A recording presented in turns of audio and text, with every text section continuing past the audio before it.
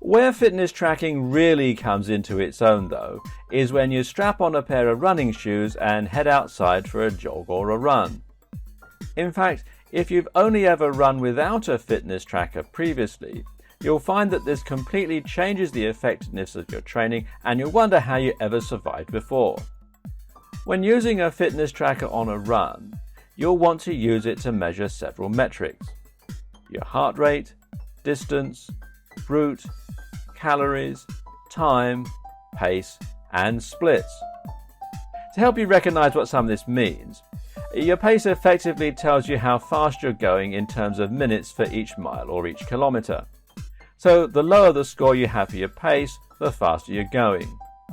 Your split, meanwhile, is the time that you completed a specific mile. This is useful because it can show you how your performance improved or worsened over the duration of your run, and it also lets you try and burn more calories in a set amount of time. Of course, knowing the distance you've run is also useful because it lets you aim for a specific target, which your calories and your heart rate can also do. Finally, with GPS switched on, you'll get a more accurate reading for everything else, and you'll also have the fun of being able to see precisely the route you took and the laps you made.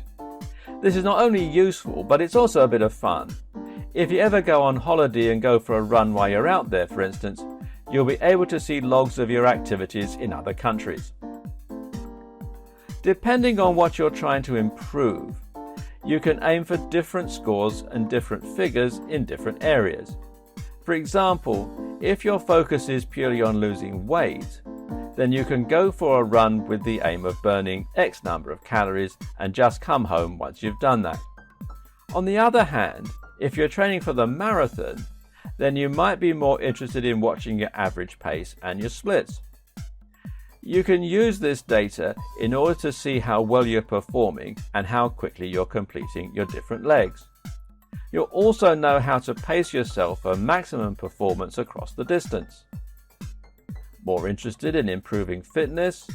Then keep your heart rate at a certain level and monitor the fitness benefit suggestion and how your VO2 max is improving.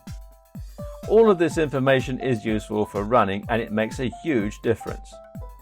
Before fitness trackers, how would people go about using a run to get fit?